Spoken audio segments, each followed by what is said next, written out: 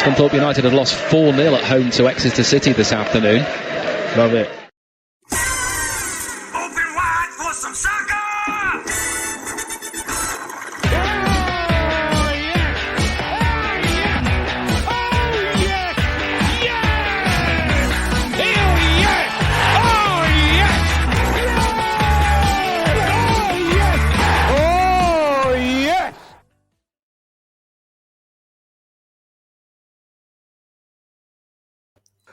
Good evening, everyone. Welcome to the far more festive studio.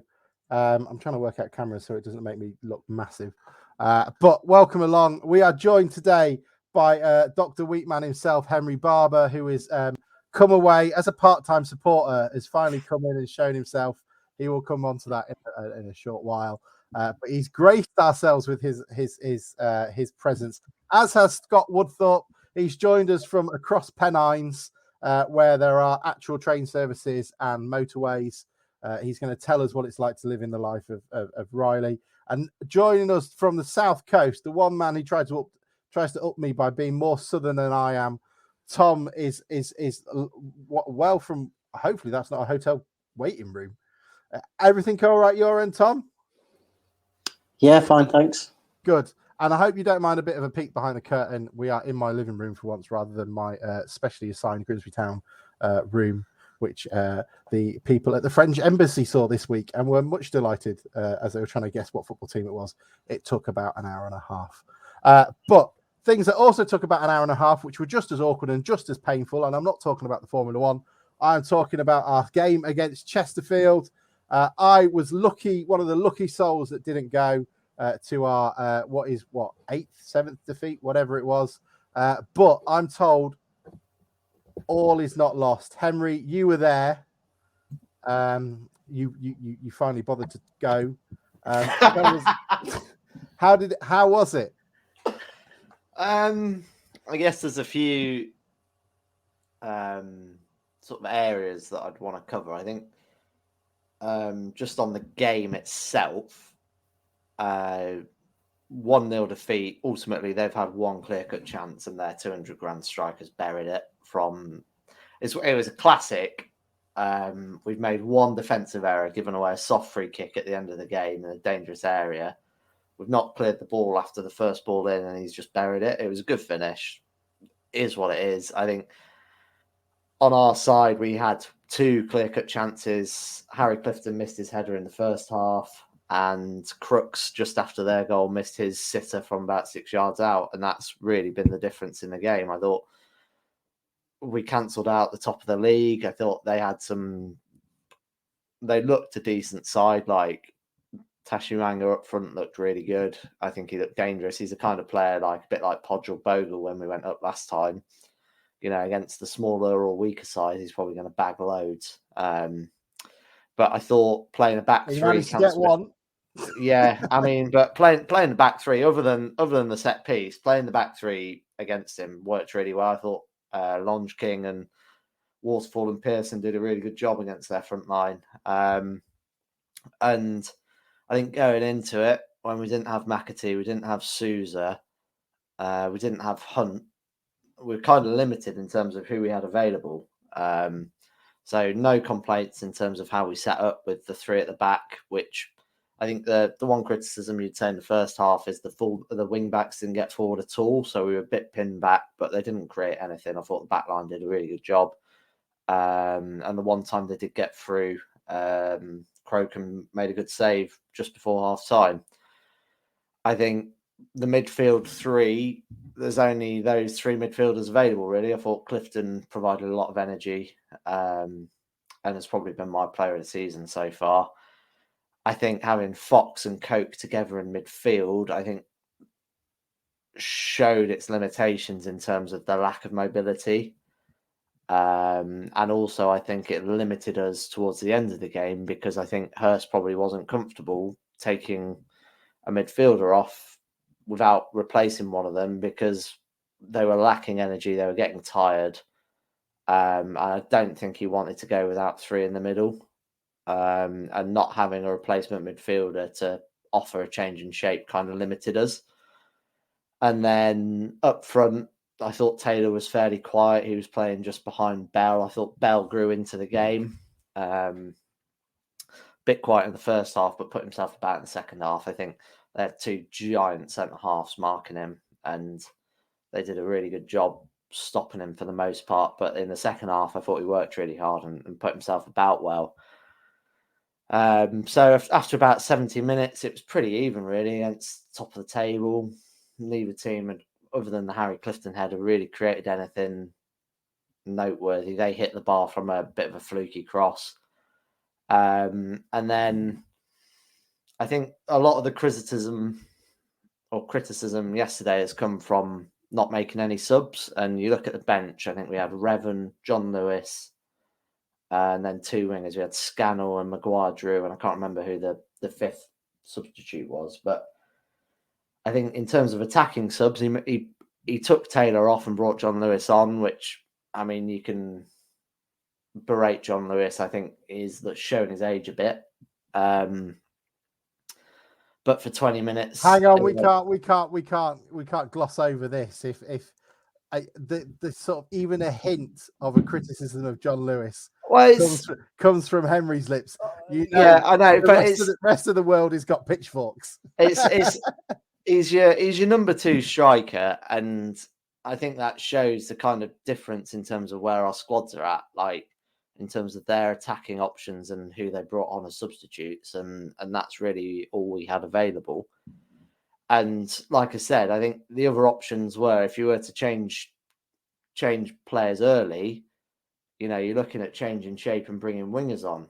And, Scannell's not really played in a year. Maguire-Drew's come on once. And so after 70 minutes, I think I probably would have agreed with Hurst. I don't think I'd have changed it. I thought we were a slightly better side. We weren't creating much. I think that's fair to say, but equally, neither were they. I thought it was a fairly even game. And I think to bring the wingers on, you'd have to take off one of the central midfielders. And when your central midfielders are Fox and Coke, I think it would have overly exposed them not having three in there, to be honest. And then, we made one defensive mistake after 85 minutes, gave a soft free kick away, and they punished it. So overall, I thought we were well worth a point. I think it just shows the state of the squad that we don't have our best three attacking players, and we're very limited without them, to be honest. And that's kind of how I viewed the match itself yesterday. You feeling okay though? It sounds more positive than. I mean, we'll get on to the outcry online, but better than you thought. When was your last game that you went to? It's not a part-time dig. Aldershot. It was far better than Aldershot. It was a much better performance. I mean, that's a low bar, but yeah. Yeah. So, and the last home game before that I went to was the Southend game, and I thought it was probably a better performance than the Southend performance where we got an early goal and won it, to be honest. And like their left side, they had Mills and someone else, and they looked threatening. I thought Fetty did a good job of covering it, and I thought Crooks had, I can't remember the number 12's name, but he was a real big lad, and like they posed threats, and I thought for the most part we did a good job snuffing it out, really. And I think it just shows the lack of depth in the squad that we lose McAtee, we lose Sousa, and what we've got on the bench is Sean Scannell, who's not played in a year, and Maguire-Drew, and Lenny, who's 34 and can just about do 20 minutes. James Howes, who looks far too young to be throwing messages into a podcast, says, first half, we were naive and let them gift us defensive throws on our left side, that the Chesterfield 12 won the ball back from just about every time. It did sound like on the radio, from what I was listening to, most of the game was throw-ins, and it sounded like the referee should have taken everyone aside and shown them how to do a throw-in at times. There was a lot of petty things about, they were sportsmanlike in terms of there'd be a throw-in, they'd try and gain 10, 15 yards from it, and that went on for 90 minutes, and the ref did nothing about it. But that was sort of a minor thing, really. They were quite a physical side, and they got the ball forward quickly, I think is the polite way of putting it. But for the most part, I thought we coped pretty well with it, to be honest. And I thought Waterfall, Pearson, and Longe King as the back three did a really good job for the most part. And it's just one mistake that's let them down. I really like Long King. Scott, what were your thoughts coming from the game? Much to offer? I did add to that. That was a very not really. Henry's pretty much summed it up perfectly. But so my last game was the Dover game. So I was very intrigued to see what had gone wrong since the 6-0 win. And I actually really enjoyed it yesterday, I have to say. I really enjoyed the game. And it should have finished as a draw, in my opinion. Crooks missed an absolute sitter at the end, didn't he, Henry? I think it came off his shin, and it was an open goal. Yeah, I don't know how that doesn't hit the target from 6 yards out, to be honest. We had 2 clear-cut chances, and we didn't take either of them. So, it wasn't like we created absolutely nothing. We had 2 real good chances. Yeah, and Clifton should have buried his head. He probably had, I think JT said he had too much time to think about it. But no, I really enjoyed it. It was a cracking atmosphere, I have to say, as well. Felt like a proper, Football League game. 6,500 there. Good away following in the Osmond. Plenty of police presence and everything. And I really enjoyed the day as a whole. Obviously, there was a few gripes, things that still annoy me at Blundell Park. Is the taking the knee and people booing in the main stand. Still going on. We're in mid-December and it's still going on. They didn't take the knee against Dagenham, which was. Did they not? No. Do you know what? Just on that, I feel like a few games ago when we were going really well, they were taking the knee and it was just applause. And I just feel like it might be really cynical, but I feel like something to boo. But I just feel like, I don't know, like we're on a bad run of form. There's like the detractors are back. And I don't know, there's just like a slight negativity in the air at times at Blundell Park. And I feel like the people who want to boo feel almost emboldened to boo again. Do you know what I mean? I'm just trying to think. I feel like with all the positivity and the great start we had, it almost got snuffed out by it was just force of will. And now there's, we're not going as we were. I don't know, like, maybe the people just feel like they can get away with it again, but it's sorry, Alex. That's all right. Mine is useless. I'm just trying to think on my moral spectrum, how much of a shit town team does it need to be where I throw all my ethical presence out of the window just to go, oh, Linwood's kneeling, so it must be wrong. Fuck you. I was going to say is the Venn diagram of people booing for taking the knee and people who want Paul Hurst out. I don't know. Is that a crossover to that as well? I don't know. Just put it out there. Yeah, in the middle, it's complete bell end. We just lost 3 people. That's all right. But was it? You enjoyed yourself, Scott? I mean, I did. I had a great day. I went to Ocean before for a jumbo haddock, and then the football ruined it. And good news or bad news, I'm doing the Stockport game next Saturday, the massive FA Trophy game. I'll tell you something that shows what even Tonda thinks of that. Sent Scott. that's not even a Matt Dean job. No, I genuinely am looking forward to it because I appreciate doing these games, but yeah, it's the game that no one really wants to go to. It'd be really interesting to see how many people go to it, for the attendance, but we'll see. We had quite a heated discussion last week about whether being at the game or not at the game affects your way that you view or emotionally partake in the match. Does your viewing of the game change with you being on comms, Scott? It's quite a unique position. Do you come away from games less devastated, more elated, depending on the result when you're commentating compared to spectating? I think I think it's without being wanky about it, like you're in the zone, like you're doing more. Yeah, that is quite wanky. Yeah, I know. I regret saying it. And you don't really you take the emotion out of it, really. So more, and if Town wins spectacularly well, I try not to go over the top. and if they lose heavily, I don't get too disheartened about it. It's somewhere in the middle. So yeah, it's a strange one really, where you take yourself out of it and you're not a fan. Because if I was commentating as a fan, as I am, I'd be swearing and all sorts, and obviously you can't do that on the radio. Are you trying to ask us to do that shitty fan zone thing that Sky Sports did about 10 years ago? Take it. Please, yeah, don't bring that back. It was dreadful, wasn't it? So yeah, it is a strange one. Next week, I'm seeing it as a bit of a free hit. The game against Stockport next Saturday, it's a free hit because I don't think anyone's expecting us to win. And I don't know what kind of team Paul Hurst will put out anyway as well. I mean, this is a good link. The only man who will care about the game against Stockport has yet to say a word. Tom, the FA Trophy is coming up. How did you feel about yesterday? I don't know if you went or not. It'd be a hell of a schlep if you did. Not that would affect your viewpoint on the game.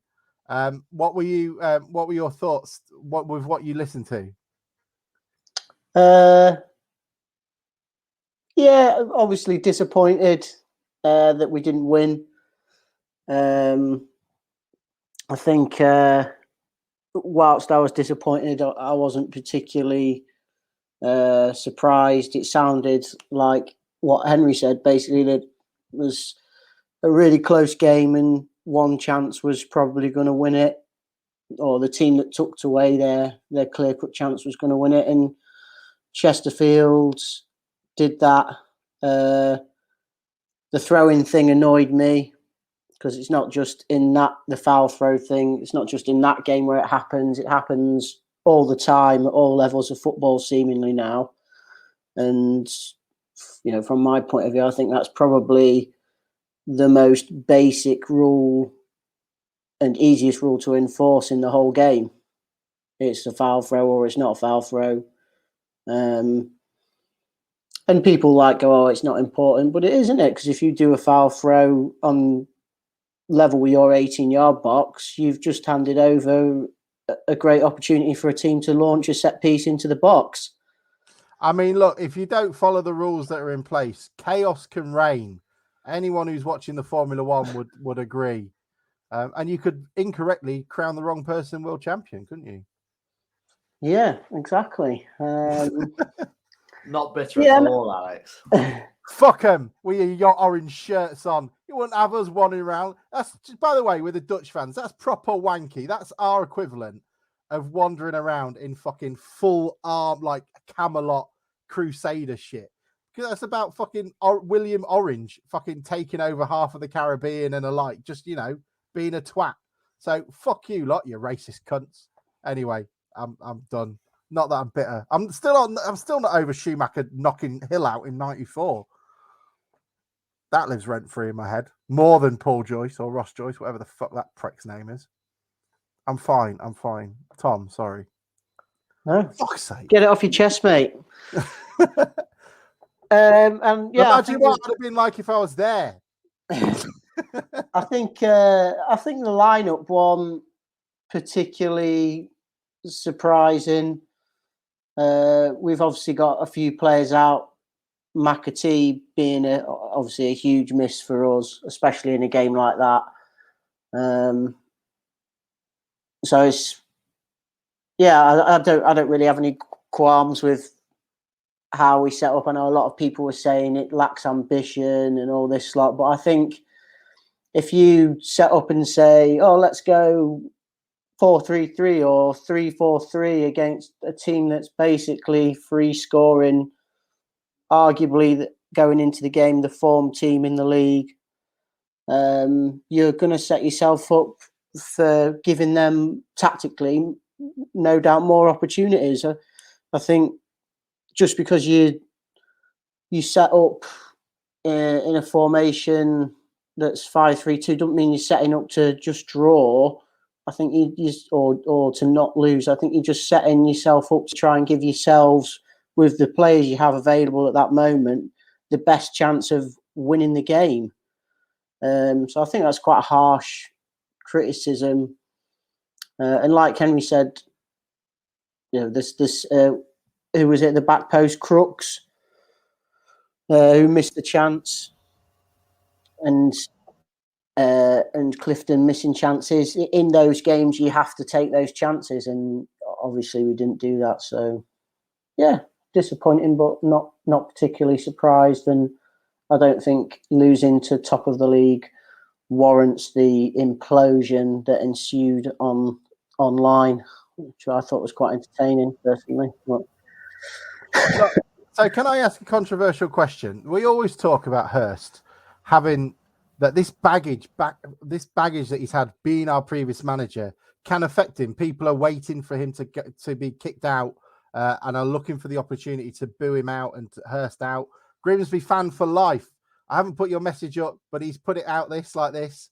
The question I've got for you is, because of the previous baggage, is Hurst actually getting quite an easy ride? Now, I would not necessarily say the relegation was anything to do with him, but he still carries it. He still had half the season where he was the manager, and we've now lost this amount of games. If it was any other manager, would the situation be different? Would people be calling for their heads? Can I go? Yeah, go ahead. I feel like the people who want Hurst out are also the types of people who wanted Buckley out back in the day. Do you know what I mean? The board. And also a lot of them are the type of people who got so butthurt about the fact that he cupped his ears at him. And yeah, that was a mistake on his part, and I'm sure he's grown from it. But I just feel like they're so insecure about that whole situation that they're sort of gagging for him to fail, to be honest. And I think you look at where we were 12 months ago, and we were doing podcasts 12 months ago, Alex, sort of when we were doing bottles of wine, talking about Fenty and Capicania and all that. You ruined my agenda. I get it sent to your WhatsApp group. Linking that later. Yeah, I know. We'll talk about that later. But it's true. Like you've got a view where Hurst and the team are at in that context. You just have to. And it's difficult because we weren't at the games at the time, and it feels a lifetime ago. And it was a lifetime ago. You're obviously not, because you're a bit of a part-timer. I know. Apparently so. Apparently having a season ticket and a 5-hour round trip for each game makes me part-timer, but there you go. But if that's the argument of the numpties, who think that Hurst gets his substitutions wrong, then that tells me all that I need to know about those types of people, to be honest. So I think the people who are so fickle about it don't really grasp the concept of where we're at, to be perfectly honest. And they can hide behind Hurst not making substitutions or whatever, but I think that's naive. I think you got to look at the squad and who was on the bench. At 70 minutes at 0-0, people weren't going, "Oh, we need Sean Scannell on." They were only whinging about that after 85, once we went 1-0 down from a dodgy free kick. Yeah, I think that's fair. I mean, Sean Scannell. I mean, did he come on? I was getting he did for 10 minutes. He didn't touch the fucking ball, and that's my point. And the same. Why break a habit of a lifetime? Why would he affect the town game? But the same people that were then clamouring for him were saying, "Oh, we should have set up more attacking. I'd rather see us lose 3-0 than lose 1-0 and see us go for it." Absolute bollocks. If we'd have lost 3-0, they'd have lost their tops. That's just absolute bollocks on their part. I'm sorry, it is. You're right. Scott, do you think he gets an easy ride? Well, I was gonna put it out there. Sorry, Alex. I was gonna put it out there. If the previous, hypothetically speaking, if the previous regime was still in charge, would they have pressed the button by now? 6 games, wasn't it? That's he said. You're only six games. He would have sacked Sir Alex Ferguson if he'd have lost 6 games in a row. Fuck your Champions League. Fuck your Premier League. You're out. You've lost to Boreham Wood 6 times. Get to fuck. But yeah, no, I suppose I don't really know, to be honest, Alex, which is no use. But yeah, is he? Yes, he has got credit in the bank, hasn't he, Paul? Is he spoiled? Oh, come on. You've got to interview him next week. Well, yeah, there is that as well. Yeah, I do have to speak to the man. I'm quite happy. I'm quite happy with him at the minute. I've got to say, I'm happy with him at the helm. All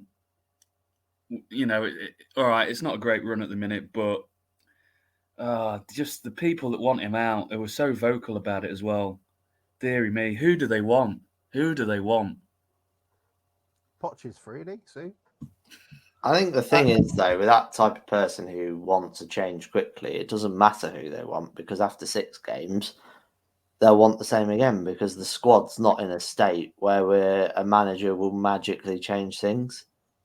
You know, and it's the same as when Jolly came in. Like, Jolly made the point, it's going to take 3 or 4 transfer windows, and judge me after that. And, you know, I said on Twitter after the game, we've made With his 6-month rolling contract. we've made 27 plus signings in 2021. Like, the core's not there.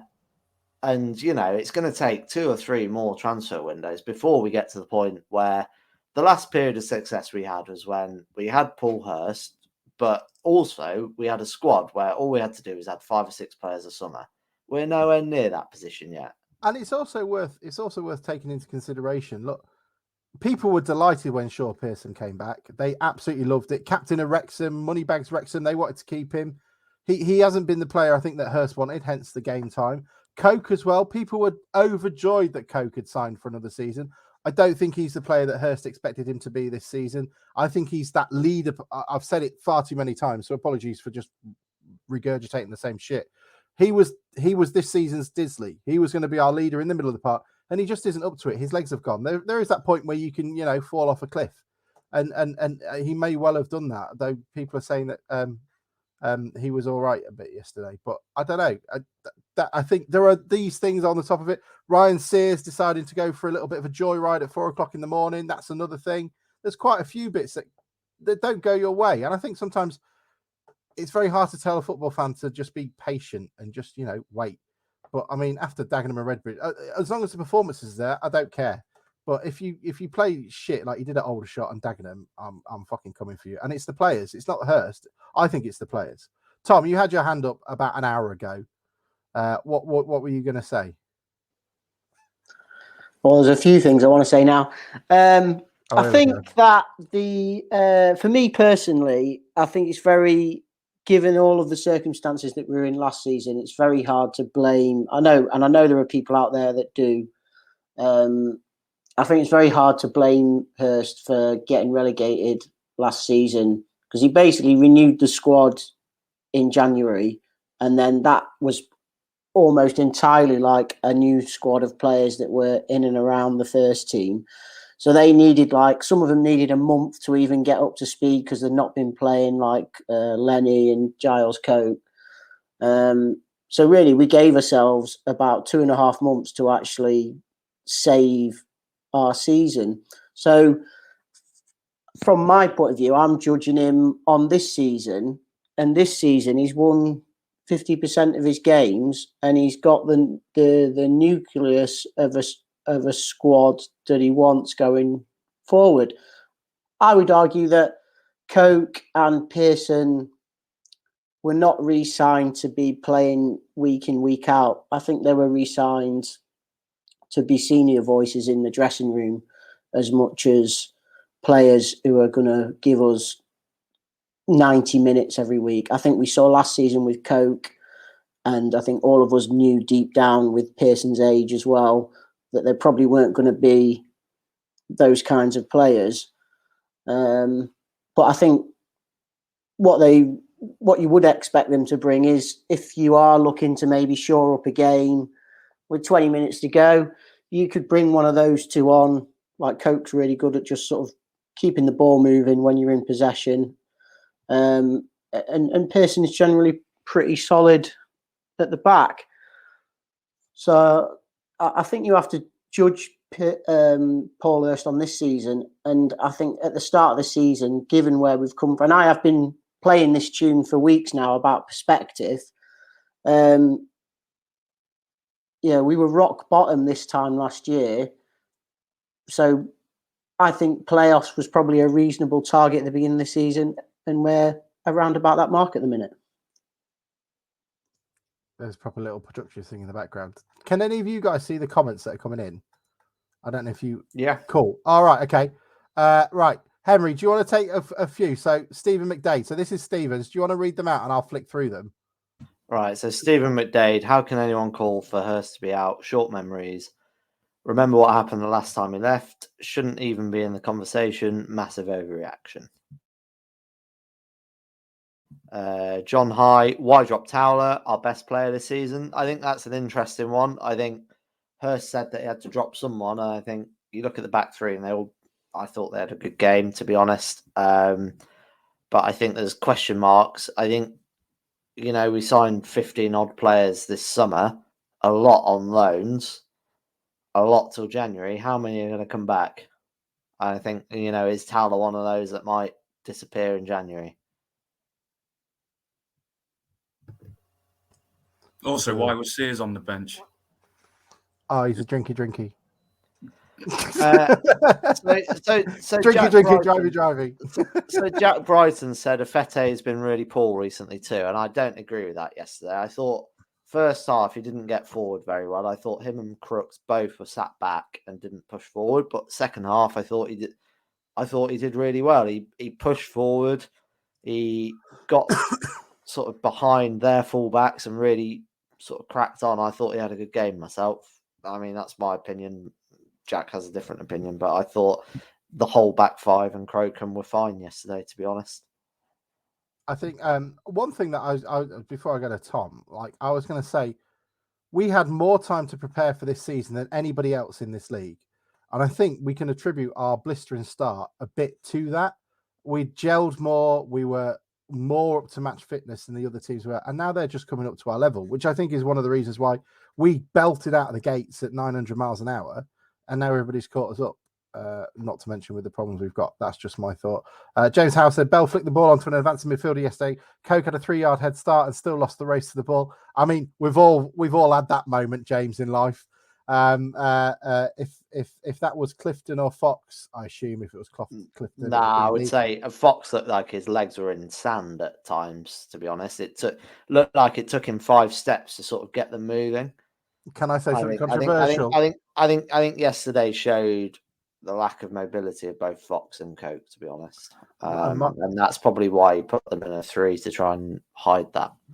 My controversial opinion is if it was Clifton, he'd have probably shinned it out for a throw, but that's me being controversial. He's a great engine. No one's driving though. Tom, what were you going to say? I think one of our main problems this season has been our left-hand side defensively. And I had a look back through all the highlights of the goals we've conceded this afternoon. And of the 21 goals we've conceded, 10 of them have been down our left side. And then 3 more on top of that have been from set plays on the left-hand side, such as throw-ins or corners, which I would accept that you can't necessarily say it's totally down to the left side, because when you set up for defensively for a set piece, it's not necessarily the left back, for example, who's at the near post. And I when I was watching the Solihull highlights, Solihull seemed to have most of their good play down our left-hand side. And a lot of people during this run have been suggesting that there's not been like an inquest and we don't seem to be improving, blah, blah, blah.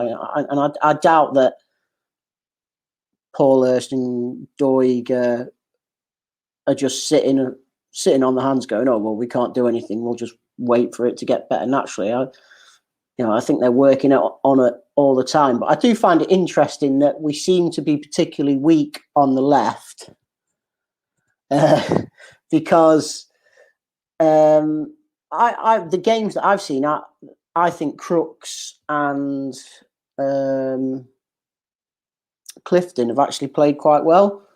But for whatever reason, that combination defensively does seem to be our weak point. I don't know whether it's because Clifton isn't naturally a left-sided player, and so he tucks in a bit more when we're either in or out of possession. I don't know, or whether it's just because Crooks just seems to be sort of a defender as opposed to a modern left back who does lots of overlapping runs, and so causes the other team more problems defensively, which means they're more likely to be on the front foot when they're coming forward. But you know, I think it's interesting, and I'd be interested to know if anybody else thinks that's a problem. Just for comparison, we've conceded 7 goals from set pieces as well. And I mean, 3 of us were at the Aldershot game. The Aldershot game, the set pieces were a big problem in that game. And yesterday we conceded from a set piece again. So there's something not quite right there. I don't know what it is, whether it's like maybe Mac has been dropped for the last couple of games, whether the defence aren't totally confident in him, or whether it's a lack of communication. But it is interesting that those 2 areas are certainly where we're conceding most of our goals. There's a little bit of a fight going on in the YouTube comments at the moment, so I'm going to put them up in a second. Scott, what were you going to say? Well, I was going to say I was impressed with Krokum.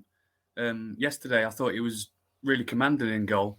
Good kicker as well. And that's because that's the first time I've seen him play. And yeah, I was impressed with him. And obviously, you know, Macca's Macca, and we all love him and everything. But it's sad to see him. I was sat in the main stand, and you know, and he was just sat in front of the press box. And it's not often I've seen him just sat there for a game. But Krokum, I have to say, I have to give him credit. He's really commanding. He's quite tall as well, and he came for crosses really well. I don't think we can attribute the goal to him, really. Henry, what are you going to say? I fully agree with you. I thought he came for crosses a lot better than McEwen has in recent weeks. I think one of the interesting things that I found, and Alex, it would have driven you up the wall yesterday, was we had this goal kick that we did consistently throughout, where we'd kick it to the right touchline towards Afete. Afete would miss the header every single time. It would bounce, and then Ryan Taylor was behind him, and he'd miss the header, and it'd go out for a throw. And that must have happened a dozen times. I would not have been allowed to have been at that game. You would have been like, it was a classic Monkhouse goal kick routine, but with Afete and Taylor, and they missed it all the time.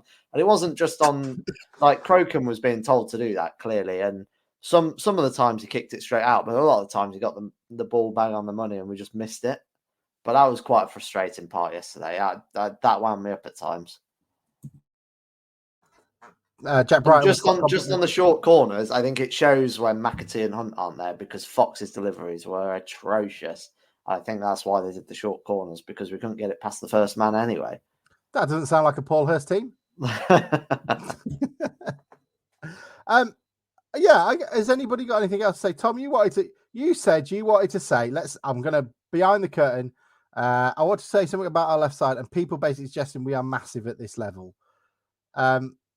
Go ahead, have at it. Well, I like a lot of the comments I saw yesterday after the game were people bemoaning the fact that we didn't sign Tishmanga, or however you say his name. Excuse the pronunciation. Right. You know, he cost them £250,000. I don't know where people think we're going to pull £250,000 to sign a player from. And just in the conference this season, yes, we're one of the bigger teams. That goes without saying. But I don't think we're like the biggest team. Like, we certainly don't get the biggest gates. We're in the top 6, but we don't get the biggest gates.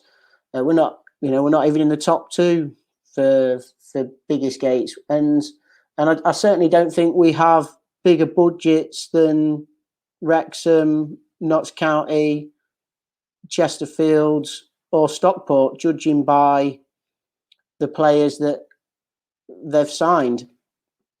I think their locations probably help. I mentioned after the Torquay game, Torquay have got quite a small squad, and it made me wonder at the time whether Torquay have sacrificed a couple of players so that they can perhaps sign, or what they thought would be better quality, and or have more overnight stays to try and increase their chances of preparing better for away games.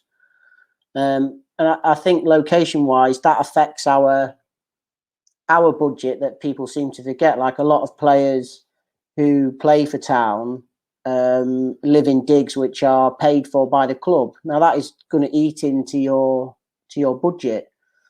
And there was comments going, "Oh, we didn't want to spend the extra money. We could have had Tishmanga, blah blah blah." I really don't think it's as cut and dry as someone saying, we're just going to get the extra money from here somewhere. Again, I think it always comes back to there is a bigger picture. Someone just joked there, we could have crowdfunded the sprinklers. I think all of those little things that are going on in the background that don't get talked about as much are building the foundations for a better football club going forward. And we need to try and remember that when we're losing our shit after 5 pints on a Saturday afternoon. I think that's probably in relation to Chesterfield crowdfunding for their pitch covers, isn't it? I mean, 250 grand. Like, I'll be honest, if our new owners came in and had spent £250,000 on a striker, I would be absolutely terrified about the way they're going to run this club. That is 5 Omar Bogles. We bought Omar Bogle for £50,000. I'm trying to look through it. Like, you think Lee Ashcroft was bought for £330,000 for us. That's our largest transfer fee we ever spent on anybody. And you want to spend a little under that on a player that you don't know if it's going to work and could well crock themselves in the next couple of weeks. I mean, granted, it's working for Chesterfield, but shit or bust. Yeah, and it's not their first year down here. And also, I think they've got a complete squad, whereas we've been building our squad from scrap. We're still paying players off from Holloway's era. And we can't spend all of our budget for a transfer window on one player because we've got 5 or 6 holes that we still need to fill. And I think if you look at our squad in total and you look at Chesterfield's team, how many of our players would walk into Chesterfield's side? And I don't think you could name one, to be perfectly honest with you. I think you could make an argument about Sousa or McAtee. But even then, I don't know if they'd be regular contributors to Chesterfield. Whereas, you look at them and like their left back, their right back would probably walk into our team. Tashimanga, or however you spell his name, would walk into our team. There's 3 or 4 players there who are obviously of higher quality than what we have. It's also worth saying how fucked up that bid for Chesterfield has done to the rest of the league. How many clubs will now turn around and go, well, Chesterfield just spent $250,000 on a striker. Why aren't you? You're the same sort of size club. And you look at Wrexham, how much have they spent on Mullen? Like $9,000 a week or something, isn't it? It's something stupid. And it's one thing to be like, okay, yeah, we've signed 2 or 3 quality players and we've splashed out on them. But when you've got 12 players that you need to replace or improve, then it's not something that you can do straight away. It's going to take transfer windows before we can just add 1 or 2 quality pieces. Tom, you had a question? No, it was more just a comment about the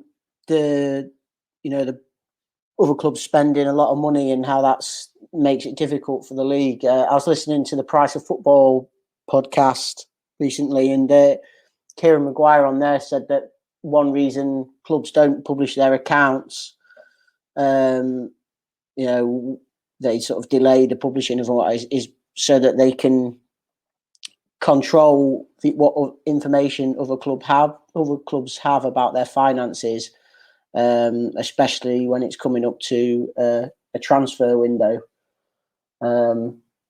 So it is interesting how that has probably ballooned the market in the conference. But I don't think, having living in Wales at the time when Mullin was signed, that was obviously big news.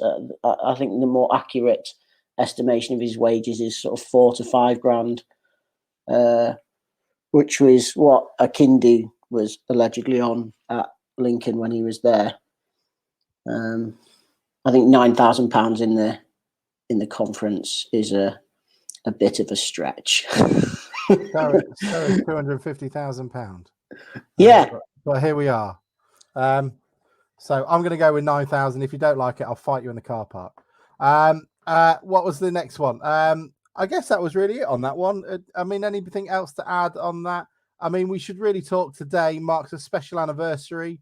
Today was the day that the shit hit the proverbial fan, as our old friend, fraudster in chief, Alex Capicagna, was found to be waltzing into Blundell Park with no regard for the fact that I couldn't get in, and all hell let loose. Henry, you're waiting with bated breath. And this is also the anniversary of when the podcast became semi-relevant, Alex, and more than 2 people started listening to it. I don't like the pressure of it now having more than 2 people listening. But I mean, it was incredible that was 12 months ago, and to think of what happened within the next 2 weeks of that, it was quite sensational. And off the pitch anyway, we've gone a hell of a long way from where we were. And I think there are 2 discussions to be had: where we are off the pitch and where we are on it. Off the pitch, we've moved leaps and bounds forward. Off the pitch, it's just going to take a little bit longer. I think on the pitch, though, like, we started 2021 as the worst team in the Football League. Like, we weren't rock bottom, but we were really the worst team. Southend dislike that. But we were at the start of 2021. You know, we'd lost 3-1 to them a couple of weeks before. At the end of 2020, we got fucking spanked by them on that Tuesday night.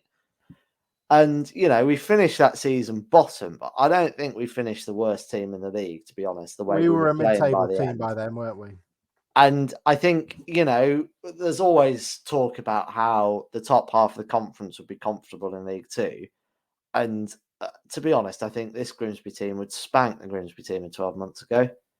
I think on the pitch we have improved. Like, we've not improved as much as we want. You know, we're not running away at the top of the table. Which team is Scannell going in? Neither. He'd be unfit, I guess. But say that again, Alex. Sorry.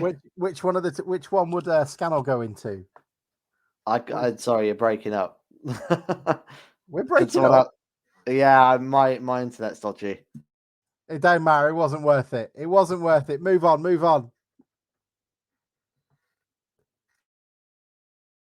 But yeah, in summary, I think we have improved basically on the pitch. We're not improved as much as people want. Like, we're not championship in 3 years, like Philip Davis said we have. But like, we've improved this year. I don't think there's any doubt about that in my mind. I can't believe all that was a year ago, that Alex May stuff. And then it makes me think of the deadline that Fenty gave Jason and Andrew. Was it Christmas Eve? Was it? Oh, and all those midnight Christmas Eve. Yeah, and I just think, oh my God, it just sends a shiver up my spine just remembering about all that. Because then I was doing the Morecambe game with Lloyd on the Boxing Day. And the lead up to that was it was incredible. And to think where we've come from since then, we've come on leaps and bounds, and it is incredible, really, to think, because it does not seem that long ago, really, at all. That it was an absolute shambles around that time. So yeah, that's amazing. I didn't realise. It's just mad, and it's hard to think it is a year, and you're just standing going, was that really happening? It was like, you look, Doncaster Rovers in '98 for me was the nadir of football. Like, if you're that crazy, the fact that we could go slightly toe to toe with them that season on like shithousery and crackpotness was just incredible. And it's amazing that in the next within just a few weeks, Hurst was in. I mean, granted, we got relegated still, but Hurst was in. New owners came in. Training ground looks nice. Moving forward, people listen to what we have to say, which is probably not a good thing. It's a bit mad. Tom, what have you got to think of it? Like, to think that was a year ago, that the Telegraph were poised, waiting. They knew he was going to be there. They had a little photographer outside ready to go, like he was like, I don't know, Reese Witherspoon's going into Wetherspoons. Well, I think it was a great bit of journalism from the Telegraph. They deserve a bit of credit for that, because that basically sort of set the wheels in motion for Fenty's reign to come down. And I think everybody would agree that, well, everyone would agree off the field we're in a better position. Evidently, after yesterday, I think everybody would agree that on the field we're in a better position. But I would say we are. We at least look like a team that, well, we're in a position in the league where we could at least get into the playoffs, which the squad that we had when Paul Hurst took over was probably in danger of doing what Southend are doing and sort of scrapping around at the bottom of the table. Do you think it takes a lot to get to that? We never finished in the bottom half, did we, of this league? But do you think it takes a lot to? No, to but be down there? we have in our past, not into the conference, fortunately, but we have had back-to-back relegations in us. And I think Southend are just a very extreme version of that. You know, they went League Two from League One and then straight down again, and now they're in trouble again. Like, they are sort of the worst case scenario for that. But we have had experience of that when we dropped out the Championship. It just took us longer to get down to the conference. I mean, Stockport are an example of how that can happen. Stockport fell as far as us, and they ended up in the Conference North, and you know, they've obviously turned it around with the help of a wealthy backer. York City as well, Tom. Yeah, York. I mean, Scarborough. York, I would argue, never really sort of, you know, Southend, Stockport, they both, like us, were in, you know, whatever you want to call it, the Championship Division 1. Yeah, that's, relatively speaking, quite a long way to fall Gainsborough. in 20 years. Gainsborough. Hey, you're reaching back there. Been in the second division. I'm ticking it. Bradford Park Avenue. Yeah. But yeah, I can't remember what I was going to say now. I probably wasn't that interesting. I think there should be some criticism of the players. That's what I was going to say. The players need to get together and, you know, have a team meeting and say, look, we're letting the staff down.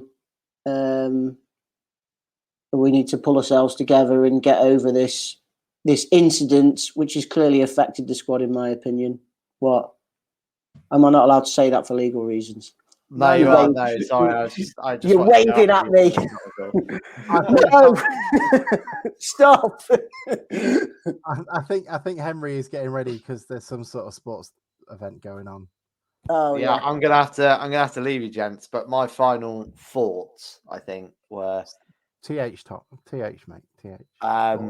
just like, I know people are frustrated, and the people who do want Hurst out, there's a lot of, you know, calling people happy clappers or whatever for saying everything's fine. And, you know, I drove home yesterday in the rain, and after walking back to the car, absolutely so. Like, I wasn't happy about it. Like, not happy about losing the game yesterday, but equally, I don't think the solution is wholesale changes. Like, I think before the season started, we said there's going to be up and downs, and, you know, we're in a down patch, but that doesn't mean that you don't stick with it for a bit.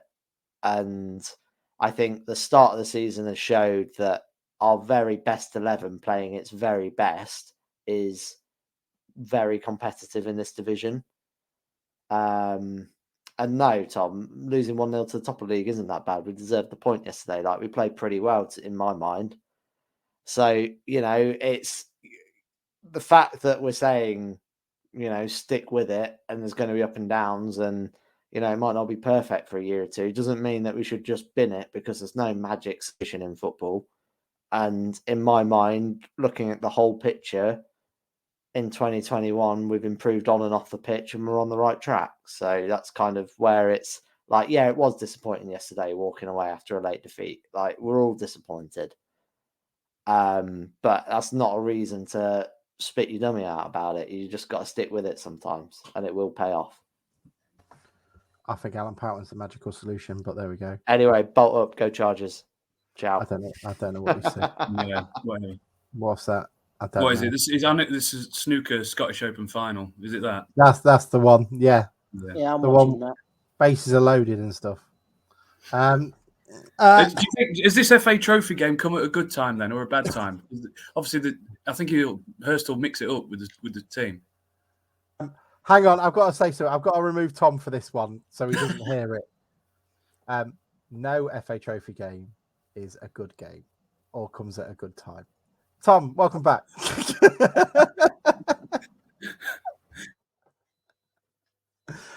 Tom, has the FA Trophy game come at the right time? 1936 would have been better, in my opinion, but there we go. Yeah, I think it's come at a great time. It's a free Yeah. hit, isn't it? It's a free hit to try and get a win under our belts without any pressure. I think most people, this doesn't include me, but I think most people will be perfectly happy if we get knocked out because they, for some reason, see it as an obstruction to our romp towards the title. Personally, I think, why do people not want to win a trophy? After yesterday, people are banging on about how like we're not winning and we should be challenging and all this. Like when we get back into the Football League, we're not going to win the EFL trophy because most of the fans don't want us to win it because we're boycotting it. And I think we've seen in the last couple of competitions where that's been run, that's been the club's attitude as well, just get knocked out. We're not going to win the League Cup. We're not going to win the FA Cup. We're probably not going to win the league or the FA Cup ever now. That I think that moment has probably gone. And our chances of winning a championship are very slim. I can't remember off the top of my head how many actual league championships we've won. I think 72, 1900, 1901. Maybe one other, maybe the Midland League, something like that. In our whole history, we've barely won any championships. And the FA Trophy's there. If we get through this round, I think there's only like 32 clubs in the competition. And then the odds half again if we get through to the next round. I'm like thinking, yeah, let's go and win a trophy. Let's have a day out. Let's have something in the trophy cabinet, which has been looking... I mean, I don't count playoff wins as trophy wins. It's a promotion, but it's not a trophy win, is it? Even though you do get a trophy now. Yeah, let's have some silverware. It's fun. Tom, my analogy is this. We are a drunk man stumbling home at 3:00 in the morning. Every game is an obstacle. It's a fallen tree. It's a wheelie bin on its side. And every one of those obstacles slows us down from getting to home, which is League Two, the Football League. If we keep putting games in the way, that's another stumbling block. That's another, bruise on the shin, bump on the head, because we struggle. That's my analogy. We're a drunk man trying to get home. I would say in response to that was in 97, 98 when we got promoted. We did well we did all right in the FA Cup that season. I think we beat Norwich in the third round, and we did all right in the League Cup as well. We played Leicester, I think, and beat them at home. And we went all the way in the Auto Windscreen Shield. It bred a winning mentality in the squad, which we carried through into the league. And I think you can use the FA Trophy to do that. And if you go deep in the competition, a lot of teams play it like the Football League Trophy. They sort of rotate the squad a bit in the early rounds if they can. And at this moment in time, for us in particular, as I said at the beginning of this monologue, which has no doubt caused many people to turn off, I think it's a good opportunity for us to have a bit of a free hit, get a win under our belts, reignite some confidence in the squad, and then enjoy a good day out at a league rival. It didn't do us any harm in 2016, did it? We got to the final then. Played Halifax in that forgettable game the week after the playoff final. I think we all tried to get out of it. That was the problem. But that was the last game that Town played in the FA Trophy, and it was bloody awful. So it didn't do any harm that season, is what I'm saying. And like Tom just said, neither in 97, 98. I think it's really harsh. It's a really harsh draw. It's a really unlucky draw for Town when you look at all the other teams that are in the competition, but to get Stockport away at Edgeley Park, all right, it's not going to be quite the same atmosphere as the game that was back there end of August, the 0-0 game on the Monday night. In fact, I've absolutely no idea what the attendance will be on Saturday. Absolutely no idea. It's All I can say, Tom, I'm going to give you a piece of information which is not great. Brian Clough said the most important trophy he ever won for Nottingham Forest was the Texaco Cup because it bred a winning mentality within the team and they understood what it was like to win something. There you go. That's for you. Do you know what? I'm getting quite tired. I don't really know why. Maybe because I've emotionally spent after Mercedes were, trounced by Ross Joyce refereeing a game. Look, we've got Boreham Wood after that, the rearranged game, another tough fixture. Has anybody got any thoughts on that, or are we happy to go through some of the questions that were thrown to us that I kindly begged for on Twitter? And then we can, Well, just before we move on from the trophy, because James Howes has been putting comments in the thing, he said, "Oh, you get rubbish money from the FA Trophy." James, it's not all about money. Sometimes it's just about the winning and enjoying the win. Let's win a trophy. I want to win a trophy. Why doesn't anybody else want to win a trophy? We're like Arsenal. Let's qualify for the Champions League and win nothing. Admittedly, they've won lots of FA Cups. Crap example. Let's be like a team that qualifies for the Champions League but doesn't actually win anything.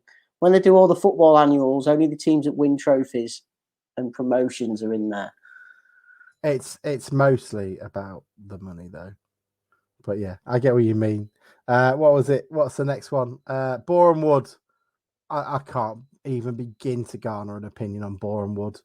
It's just another shitty team in the outskirts of London where we'll go, it'll piss down, we'll lose 3-0, and I'll spend 3 hours behind a London bus on the the bypass, the London Ring Road. Sorry, Scott. Well, it's a home game, Alex. I know, but it just feels terminable. It feels. I still feel like I'm driving back from Wealdstone. I'll be entirely honest. It's probably giving my demeanour. Stephen McDade, I can feel. I'm glad that you feel my pain. Absolutely. Adam would love Bognor Regis again. I love Bognor Regis. That was a good day out. That good. All I remember was a good throw on the bog roll when we scored. It was great. Perfect 8 out of 10. Good unfurling. Good distance. Didn't get caught in the netting. Perfectly timed as well. A little bit after the goal. So it just adds a little bit to it. Perfect. Absolutely perfect. There we go. No, Boreham Wood apparently though. Scott may be able to tell us a bit more information, James. Boreham Wood are real shits, and they don't really let us go there and commentate, if I remember rightly. Don't know about that. The only fact I know about, well, everyone knows this fact probably about Boreham Wood is the town and the football club are spelled differently. I did not know that. All I know is it's next to EastEnders, didn't we, Tom? We worked this one out. Its closest pub is the Queen Vic. Yeah, at Elstree. Look, they're pretty well organised. They're the team that we shouldn't aspire to be Boreham Wood, but they've got it going. They lost Tishmanga last season and they're still absolutely smashing it. And every time I hear their chairman talk, he seems to speak a lot of sense. So, I mean, they're going to be a fucking pain in the arse to play. Let's be entirely honest. Let's go quickly to the tweets that you all kindly sent in to us. Let's have a quick go through. Mike McMahon said, "I think we have not lose perspective of where we are comparative to other things and where we've been. This is a rebuild season. Form worrying, but change of manager wasn't the answer. That's a write-off for a season." Richard Hallam has retweeted something from Paul Walker that says, "Is that the Paul Walker that used to play for us?" Anyway. He said, "Yeah, he tweeted earlier this evening about town." Yeah. Oh, fine. Some Grimsby fans are absolutely baffling at times. Some of you want the world, and then some things take time. Success isn't born overnight. I watch from a distance and struggle to understand how fickle you can be. Some of the shouts aimed at the new chairman order is unbelievable. Strap yourselves in for the long game, or don't get on the bus at all. Some of the opinions I've seen are baffling, uneducated, and more damaging than you'll think. Rant over. Actually, to add a touch more, I've been sat in the changing room on match days at BP. I've seen and felt behind the scenes, and all this negativity is felt and affects things. It's damaging. Be positive. Drive for high standards, but understand it's all about the long game.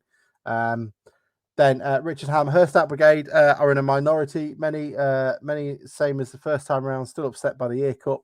In my opinion, Jason, Andrew, Debbie are many levels above the previous directors in terms of judgment. They will also still have experienced football specialist advisors.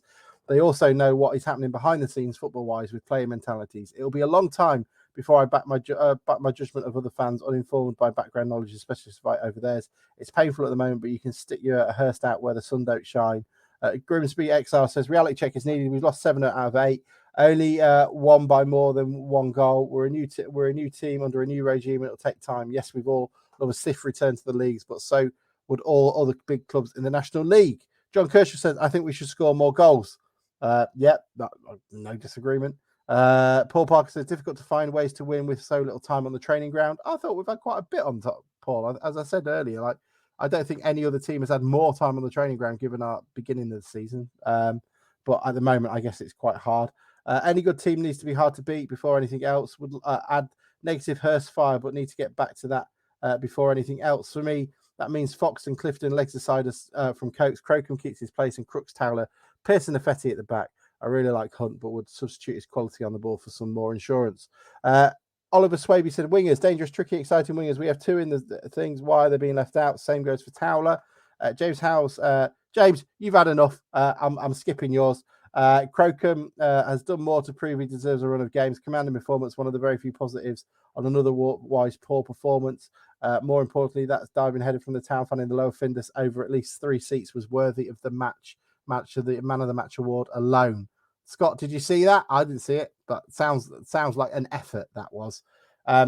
Look, I don't know what else we can really talk. The one thing I want to talk about is the Trust got back a shirt today from the 1939 game. It used to be owned by Jack Hodgson. It was one that he wore in the FA Cup semi-final. That's great. The only thing that I would say, and Hannah Dawson brought it to our attention, was that, look, there's a little bit lack of communication, really, because one of her friends, the Trust didn't really communicate it out, and one of their friends who's got a bit of cash was trying to buy it. So they ended up with the same intention of giving it back to the club, trying to outbid themselves, which is slightly embarrassing, to say the least. But a bit more chatting would get that. Tom, yes, please. I need to take a breath. Yeah. I think the only thing with that is maybe if they'd announced it, the person who's selling might have rang up a friend and said, look, these guys really want this. Go and bid your socks off. So, like, they might have done it to push up the price even more. But it's obviously a great thing. And overall, I think Trust communication has been a lot better. Are you two in the Trust? Like you seem to get an email almost every week from the Trust these days about something or other. And I think that shirt's probably going to end up in that place in the shop in. Oh, that's getting Freshly mixed. Place. Right, let's start a didn't Hannah say we started a baby shower game once? Let's start a sweepstake now. How long will that stay in Freshly Place before it gets nicked? I hope I'm wrong. One interesting thing about that, like we should, really promote that because it is quite interesting. There's going to be, by all accounts, lots of memorabilia that they've set up in a unit it is in Freshney Place, isn't it? In the precinct. Opposite Eskimo. So go get yourself a milkshake. And they've got up, someone's donated a load of old town shirts, which they're putting up. And then there's like programs and other bits of memorabilia to go and look at. And hopefully that will be popular and maybe be the forerunner to an actual club museum whenever we either leave Blundell Park or fingers crossed renovate Blundell Park into, the best ground in the 92. And it's worth going in and looking and volunteering your time. One of the things the Trust do need is volunteers to help out and support and do things and get involved. So please do feel free to, because their hard work is well worth it, and is just another step in the way the club is going in terms of the right direction.